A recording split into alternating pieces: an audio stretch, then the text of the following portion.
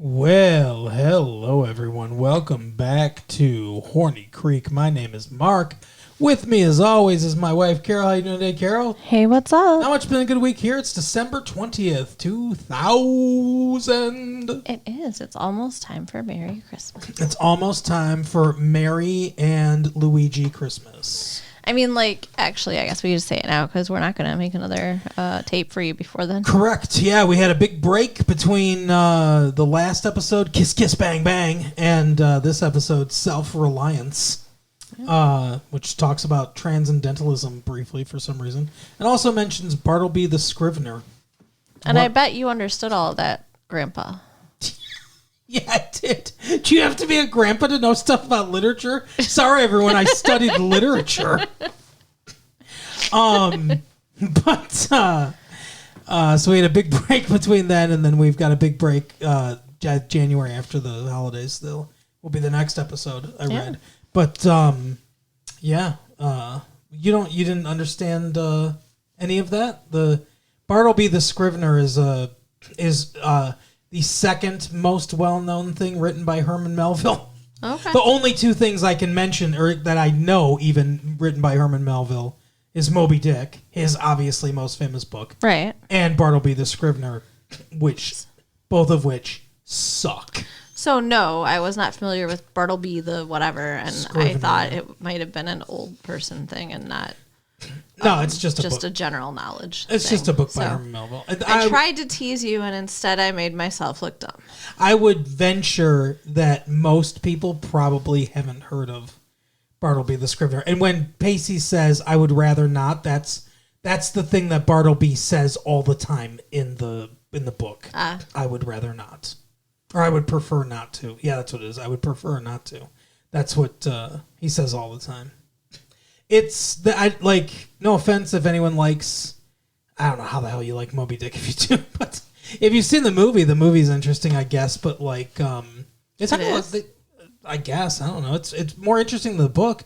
The book is the weird thing about Moby Dick is the book is like a chapter about the story about the whale, right? And then chapter 2, here's how to build a dinghy. Chapter 3, more story about the whale, the actual story. Chapter 4, these are the realities of sperm fishing or sperm whale fishing and stuff like that or whatever. They're intercut. The story is intercut with all these weird things about sailing and all this shit. It's weird. That is weird.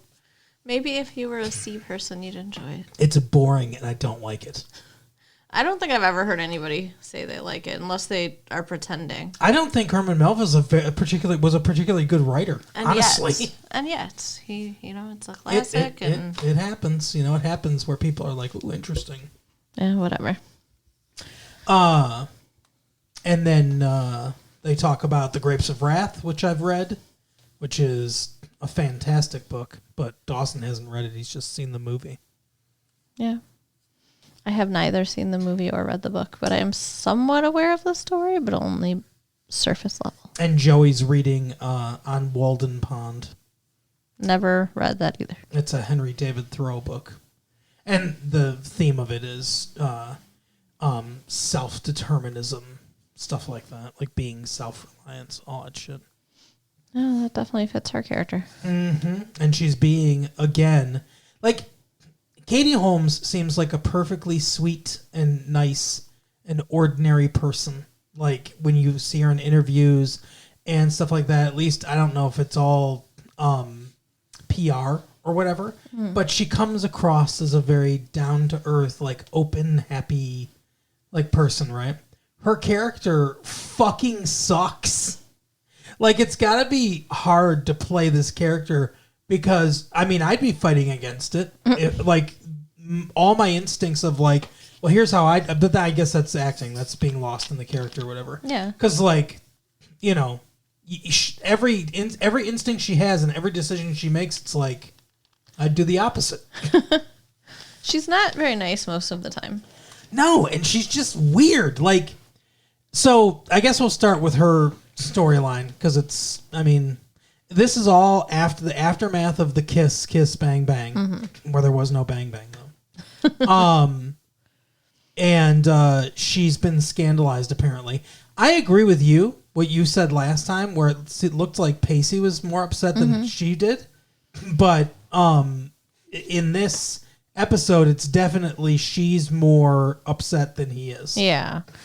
Yeah, and I don't like it. I don't think it fits. I don't think she should be. Now, I like the way the episode ended, and I think that her and Dawson are ending at a good place or whatever. I might have some disagreements. Okay. But, like, I don't know. I feel like we're jumping ahead again because I want to talk about, like, what her and Pacey were saying to each other, but we're not there. If we're starting with her storyline is that... she wants to be studying. Yeah. She's trying to study for a test on Golden Pond or whatever. Walden Pond? On Walden Pond, yeah. Not the Henry Fonda movie. But for some reason, she has to babysit her nephew for days on end. Her sister's not in this episode at all. And I feel like, we got interrupted for like a minute in the beginning of the show. And I think we missed some important information because... Maybe, but I don't even think so. Like, I think they're just like, they casually just mentioned, like, they're both gone. Bodhi and Bessie are both doing something. They're gone for some reason. So she's left running the bed and breakfast, babysitting her nephew. Who's, like, not even 1 year old or whatever, or maybe 18 months. I don't know. But yeah, he looks like between 1 and 2. He's a very large baby. I mean, like, I feel like he's a toddler, but I don't know. He's not talking, so. No. Little. But, yeah, so she's in charge of all that. And she's a high school student. And who's watching him when she's at high school? Well, that's a great question. Like, that doesn't even make sense. Well, it's screenwriting 101. When the baby is not on camera, it doesn't exist. Apparently. Right. TV writers don't have object permanence. But anyway, so, yeah, she's distracted by all that shit. And Pacey's like, I will help. I'll come watch the baby. Because he's a nice person. But she gets pissed off because he lets the baby bang on a pan. He's like, I'm just going to let him tire himself out. You always do this. You get him riled up and then he won't go to sleep. It's like, who cares? Like, the baby's not bothering you because the baby is playing with Pacey. So if the baby's not asleep, like, immediately when bedtime is supposed to be or whatever, who cares? You still are free to study now. Yeah. Let Pacey take care of him and shut up. But instead, she kicks him out and fucks herself over. Yeah. Because now she's dealing with the baby, can't study, and guests show up to check into their bed and breakfast. Yeah. A whole family. Yeah. One that's like, is there any room in the inn? It's almost Christmas. It is weird to show up. My wife is pregnant. It is weird to show up that late, I guess, without having an arrangement. But it seems weird. We don't live in New England. Yeah. Okay, sorry, we're Midwesterners. So we don't have a lot of bed and breakfasts around here. But it seems weird to me. I would think that the model of the bed and breakfast is to book it ahead and then know you're going to be there, plan it out so you can, see the beauty of the surrounding area and enjoy the breakfast that's cooked for you or whatever. Mm-hmm. But instead, they just show up and they're like, we need a place. Like, where'd you come from? And, like, is she cooking them breakfast before she goes off to high school? I don't know, I guess. She's got to be. That's part of the thing, right? Right? That's crazy. This is ridiculous. She should have actually turned them away. I mean, really. There's no room in the inn. Go to the fucking manger. I'm a Sleep with the fucking animals. Oh, my God. I'm a 17-year-old girl, and I'm here all by myself, so I can't let you in. Oh, my God. It's a recipe for disaster. Right, but she lets them in. She says, I need an adult. But yeah, she lets them in, and she fucking fails her test. Well, a C minus? Or C, was it a C minus or plus? Okay. C minus isn't technically failing. A D is failing, right? I think an E is failing. I think a D is passing. I mean, a D would be failing. Like, I would feel like I failed if I got a D. She feels like she failed for sure. Yeah. So, and she shows up before the test with fucking Cliff Notes. Okay, was she using Cliff Notes before? Because... Before what? Before she couldn't stay up and study. I don't think so, no. So, like, did she stop off at a bookstore on her way to the high school after she made breakfast for the strangers and left her nephew with the imaginary babysitter? Seriously, I would love to see her day, like a minute by minute breakdown of what her day is. Right? Insane. But yeah, so she's got Cliff Notes she's trying to study right before the test. Mm-hmm. And Dawson sees her, Dawson sees her and is like, hey, is everything okay? What's up with you? Oh, I'm fine. Everything's fine. Mm-hmm. Lying, bitch. Yep. And yes, as Mark said, she fails. Well, basically fails. I mean, she knows she bombed this test and she's all pissed off and everything. So Pacey has a conversation with his hot sister about how he's like, I know she's upset about the whole Dawson situation, and why the fuck are you kissing him anyway? And she's like, well, I guess we should get into that later, but she says it doesn't mean anything. Mm-hmm. And Dawson knows it didn't mean anything. So it was just holiday tradition. It looked like it meant something. That was not a quick peck. It was like almost a full-on makeout session under the mistletoe in front of people. In front of God and everyone. Right. And A.I. Brooks. But yeah, so he's like, well, I don't know what to do because I can either take the high road and believe her because she says, like, nothing's wrong, or I can take the low road and make her tell me what's wrong. And she goes, well, try to take the high road. And if that doesn't work, take the low road. That's basically what she says. So that's what he does. He's like, oh, you're all upset or whatever. And she's like, yeah, I'm upset because I failed the test and all this stuff's going on. And Bessie expects me to do that. And by the way, bad on Bessie. Just like abandoning your child so that you can go off with Bodhi. Yeah, she is not a good guardian for either her own child or Joey. And to leave that child with Joey is insanity. But so she's like rightfully upset about this whole thing, right? And he's like, no, you're upset about Dawson. Which seems pretty dismissive. I was surprised by her reaction because she actually gets like teary-eyed and... Well, at first, like she looks at him kind of shocked, and you said she's not even thinking about Dawson. I thought the exact same thing, that was like kind of how it was being portrayed. But then she's like, no, actually I am upset about the whole Dawson situation. And he's like, it's okay if you're upset. I just want you to be at a place where you can tell me that you're upset about it. And she's basically what she says is there's a lot of subtext going on in this episode. But she says that whenever she talks to Dawson, it's like she's 15 again. Because she's like, you and I, to Pacey, she says, you and I grew up together, but Dawson and I didn't grow up together.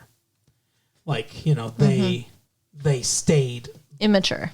Yeah, and maybe they do that to each other or whatever. They enable each other to not grow. Mm-hmm. I guess that makes sense because that's kind of the whole reason she wanted to break up with him in the first place. Yeah, that's true. She wanted to grow as a person. Mm-hmm. So, he's like, okay, well, you need to have a conversation with him then. You need to talk to him about all this stuff. I don't understand Pacey, and I don't understand why he's so okay with her having so many emotions about Dawson still. Yeah, and that's why I don't 100% agree with you at the end of this episode. Okay. But we'll get there because it's part of her storyline, so we'll get there very soon. So she does. She goes to have a conversation with him, and they don't talk about this stuff. They do and they don't. Yeah.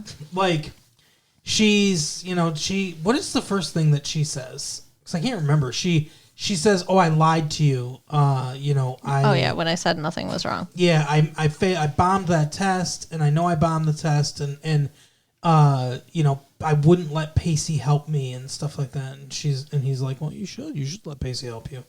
And he's like, open your Christmas gift. I've got your Christmas gift.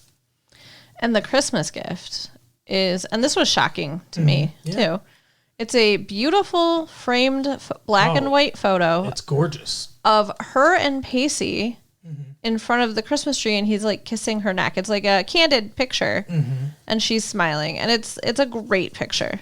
It really exemplifies the rule of thirds. So I guess he's becoming a good photographer. Yeah. Well, she goes, it's beautiful, and he's like, yeah, I'm getting pretty good, I guess. Which is funny. She's like, no, I didn't mean that, which is kind of a slap in the face. Yeah. And she's like, no, that's not what I mean. He goes, I know what you meant. Because, like, I think, and here's the thing, I don't know. There's subtext in this I think I don't fully get either. But I think what they're trying to convey in this is that she's happy. Mm-hmm. She looks happy. You know, it's a beautiful scene between two people clearly in love that he captured. Mm-hmm. That feeling and that emotion. And she's saying, like, almost like she's realizing it for the first time, how happy she is with him. And he's saying, yes, I know, I captured this moment. I know, like, you know, I see the look or whatever. Like, they're acknowledging that, it seems like. I think that when she says that it's beautiful and he's like, I know what you meant. It's beautiful that he's accepting it and that him giving this to her is, him letting her know that he's accepting it. Yeah, I guess that is true. That's a good point too. It's the photo represents a lot of like closure of their relationship and everything, that he is moved on, and he clearly is like moving on in his desires anyway. But yeah, I think I can think it can serve as both, kind of both things. But with her being as bothered as she is about the kiss, and there's a lot of emotion in that scene between the two of them. I get a weird feeling that like the writers are trying to steer things towards a love triangle between the three of them, like to reignite that. Like it seems at odds with other things they're doing, because it seems like they're trying to progress Gretchen and Dawson and Pacey and Joey. Right. But I also feel this pull, and I don't know if these are competing writers or what, but I also feel this pull of like Dawson and Joey, like, still some stuff. Mm-hmm. And I don't know if that's just like they're doing that for dramatic tension or whatever, but like it's as upset as she is about the whole situation and everything, I don't know. I was feeling some nervousness. Yeah, I don't know. I feel like this was them kind of putting it to bed. Yeah, and I honestly hope that that's what they do, and that there's some like they can all get to being friends again. You know what I mean? That would be great, because it feels like very separate storylines going on. But yeah, that kind of closes the book on. Well, she says to him, she's like, I think you should follow your heart or whatever. Mm-hmm. So basically, like, she's saying, I think you should go after Gretchen. Well, and she says, and this is how I know we're friends again, because you're giving me this, and I know we're friends because I'm telling you to go after Gretchen. I mean, she doesn't say that, but yeah. So I really feel like it ended on a more friendly note. So there's two other storylines. There's Dawson, and which is the other big one, mm-hmm. and there's because Dawson mixes with Brooks and Gretchen. Yeah. And then there's the fairly quick Jack and Jen storyline. So I guess we should do Jack and Jen before we go to like Jack and Jill. So Jen is forcing Jack to go to a gay straight coalition meeting. Yeah, apparently it's a group of like-minded people that are both gay and straight. Although I think she's the only straight person there. Well, the only one with lines. Right. Because they're like, it's for advancement of like gay causes, I guess, or whatever. Yeah. And this is like a highly militant group. Their leader is one of those people that really wants to be running an armed revolution. Yeah. I'm sure we've all met people like that, whatever the cause, whether it's the environment or like civil rights, stuff like that. There are those that would rather be holding a bayonet and being like, we will fucking crush our enemies. Like, you have to believe exactly what we believe.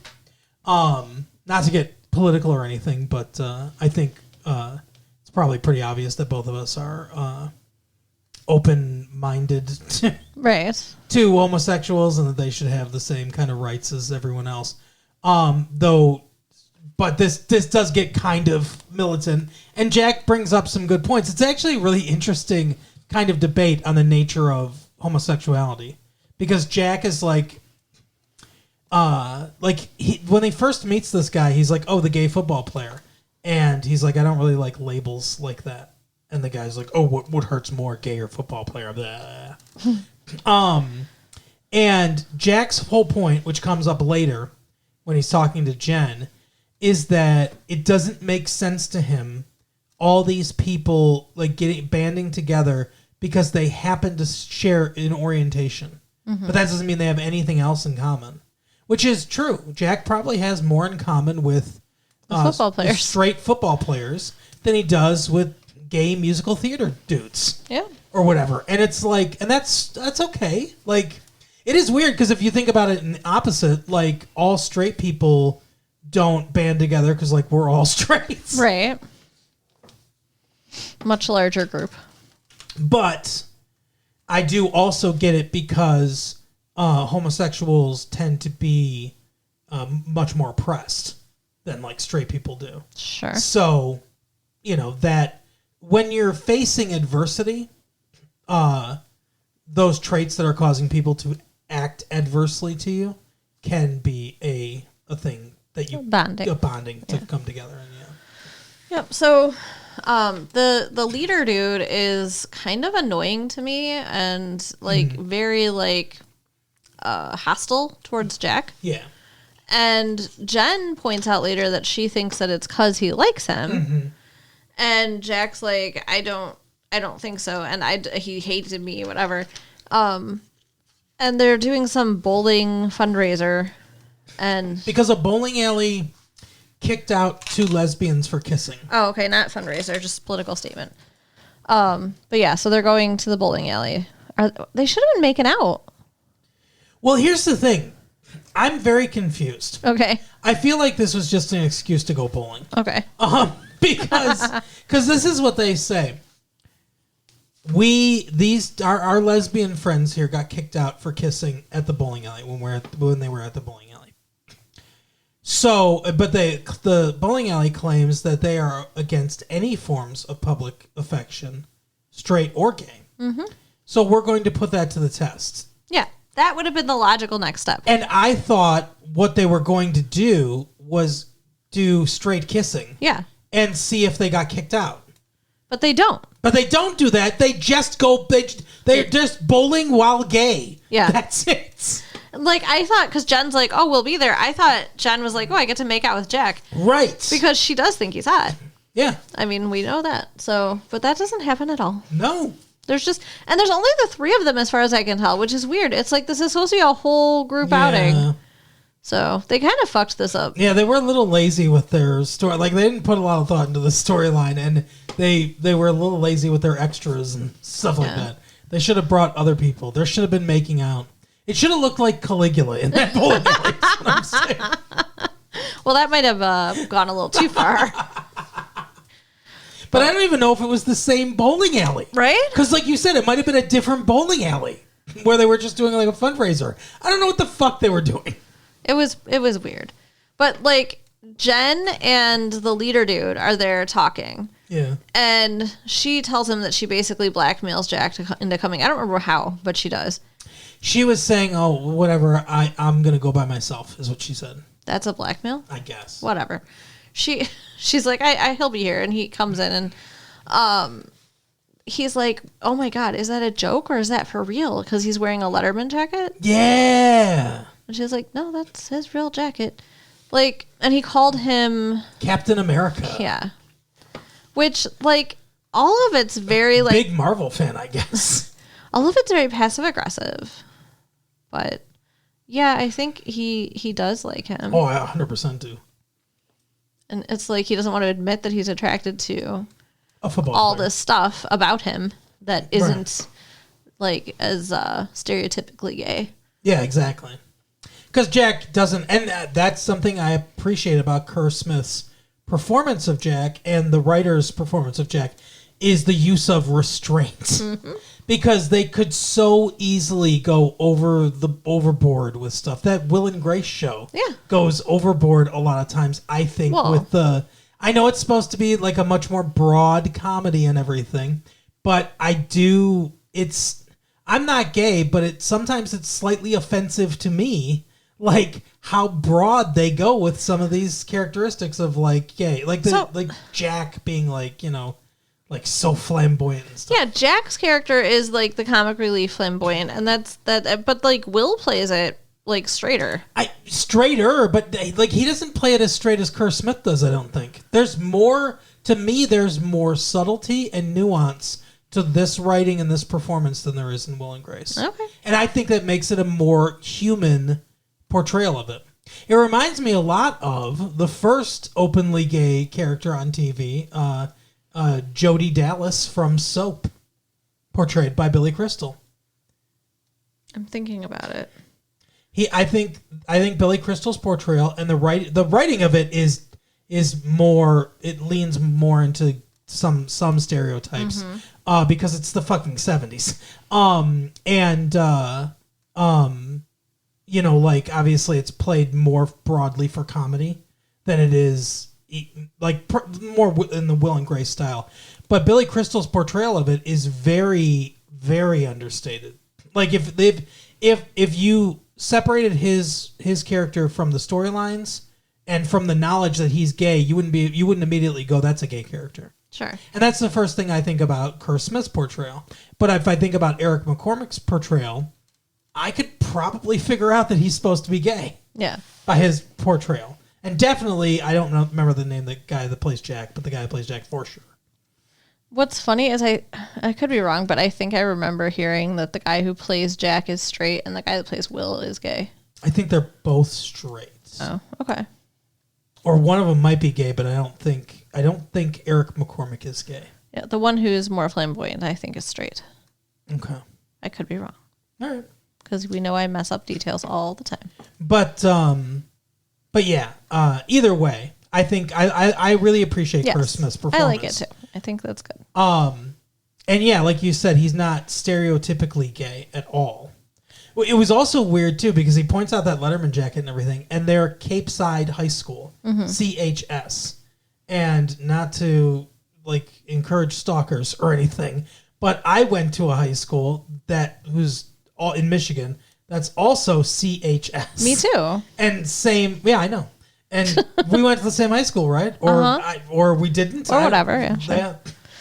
I'm not sure what the lore of the show is anymore, but anyway, so it was, and the same colors too, blue and gold.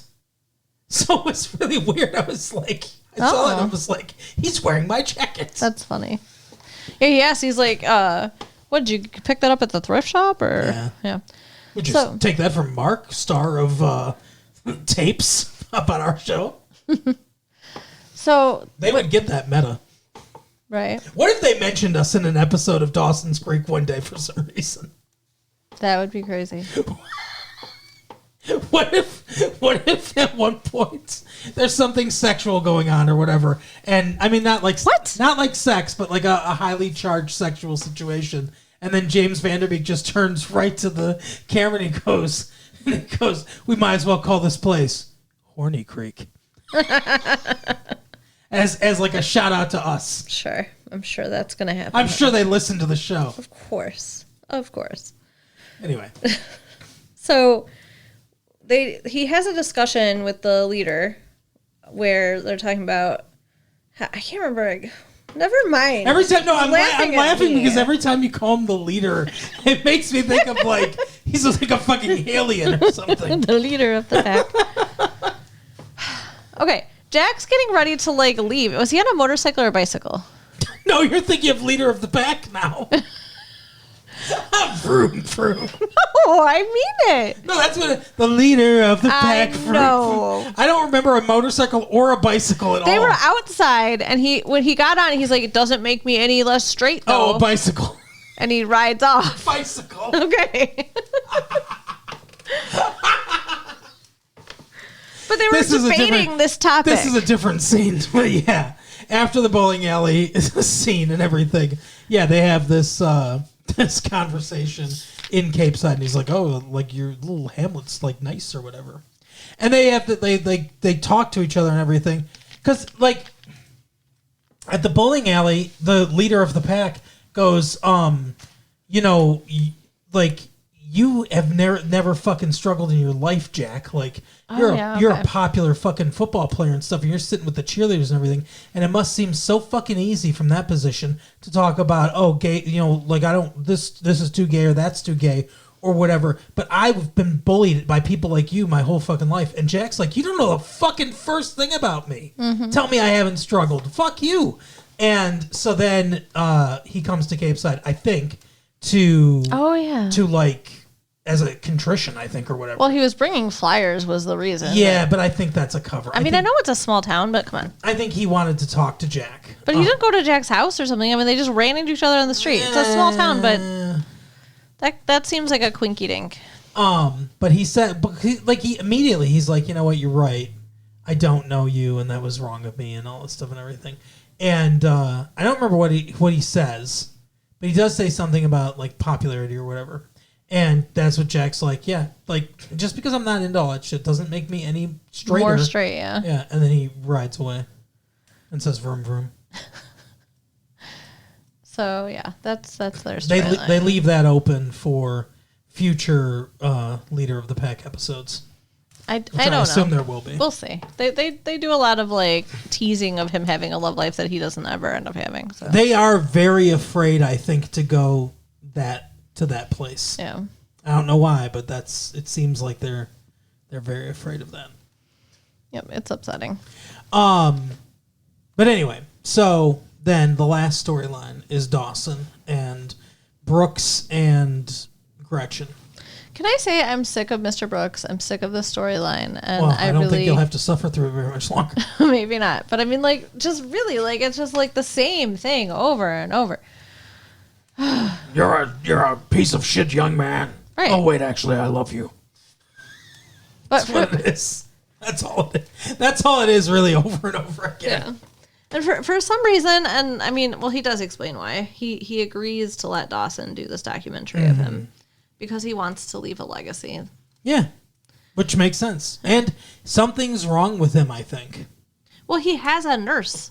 Yeah, like, so he has a private nurse. Yeah, like this all comes out of fucking nowhere, by the way. And I don't know if they just decided to do this or what. Yeah. But like, I think he has dementia or something like that.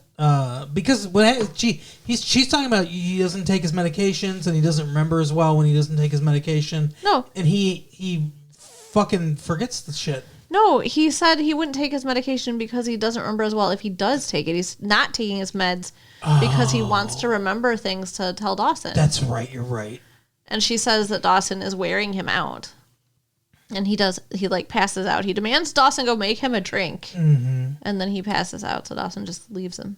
Yeah. Covers him up and leaves. Which we thought he was dead, but he wasn't. But I think he's gonna die because like you don't introduce a home nurse like all of a sudden out of the blue for no reason. Right.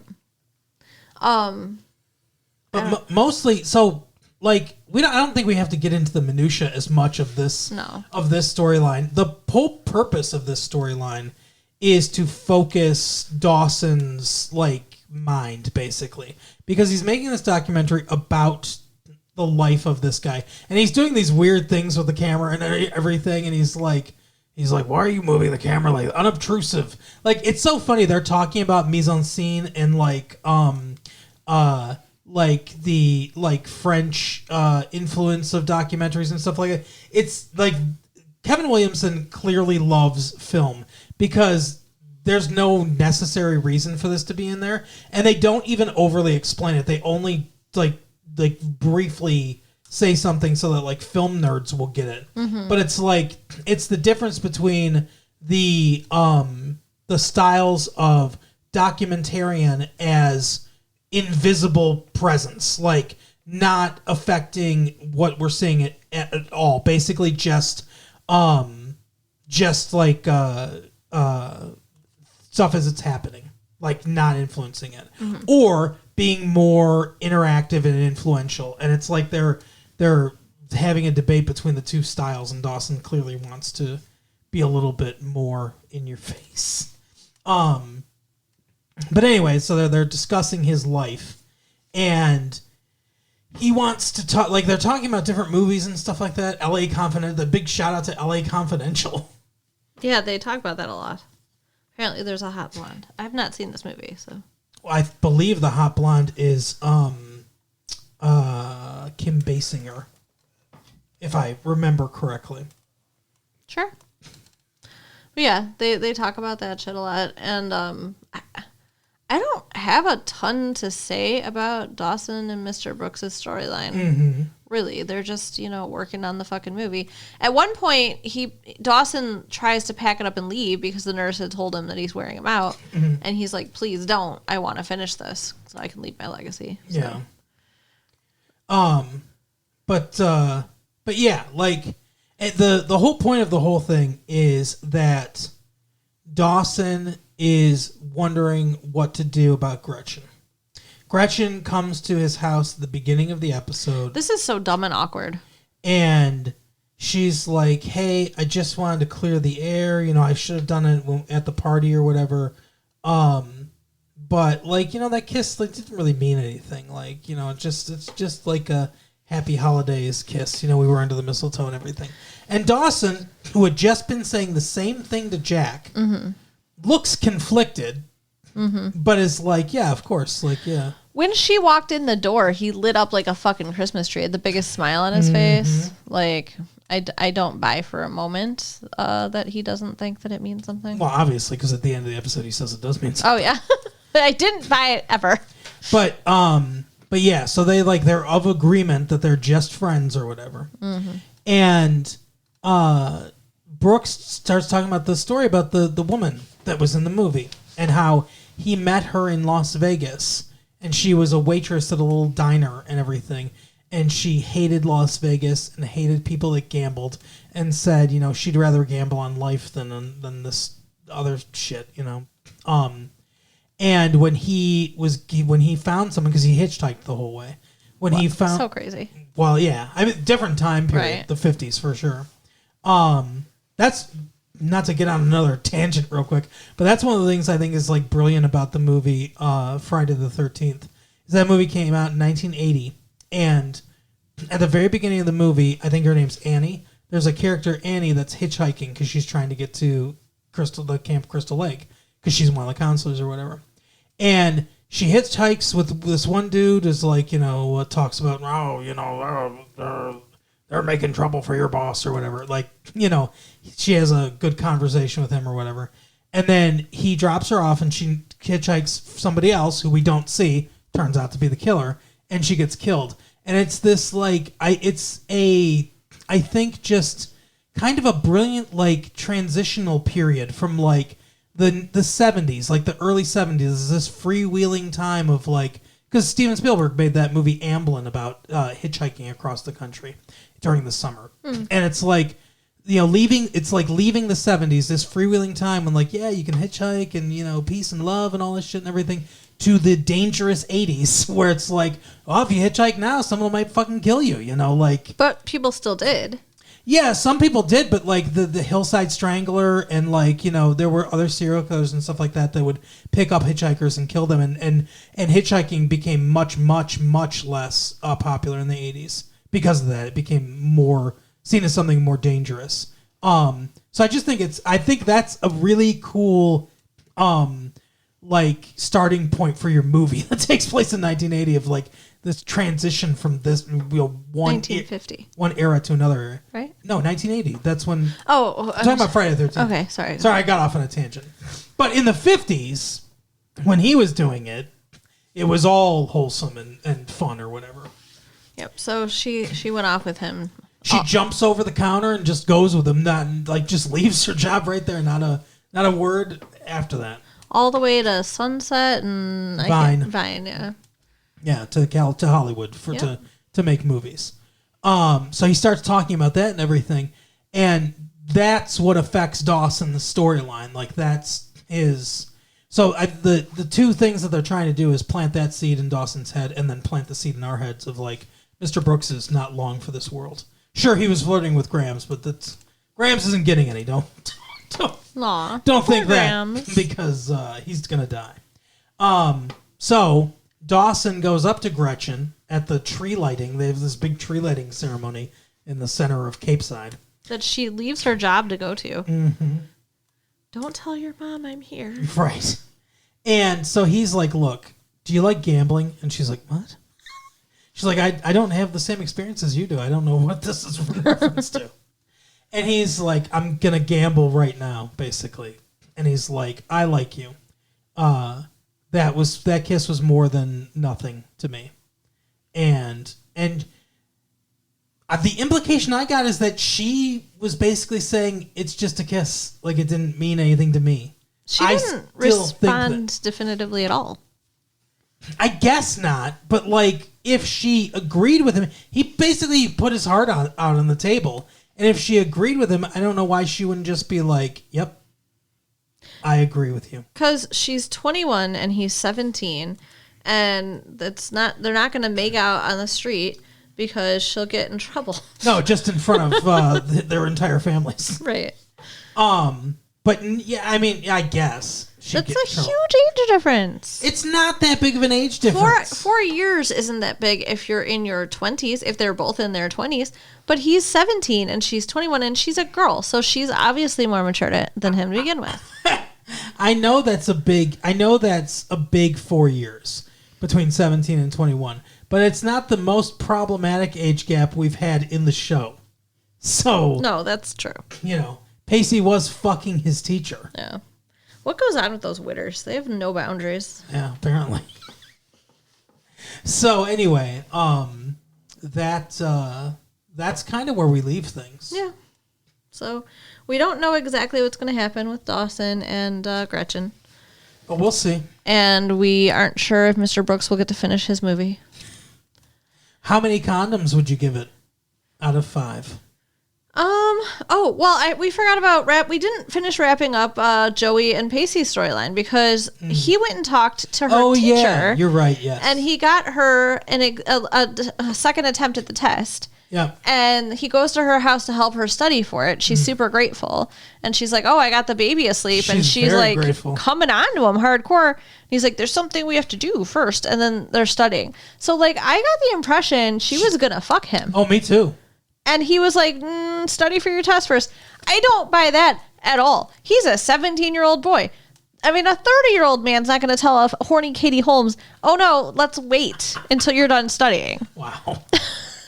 Yeah. So that's all. Taking that into account, I'm going to give it like 3.5 condoms. Yeah, I was thinking 3. 3.5 is I'll agree with 3.5. It was pretty because we've got Mr. Brooks talking about the girl that got away or whatever. By the way, I don't know the actor that plays Mr. Brooks. That was a beautifully delivered soliloquy or monologue, though.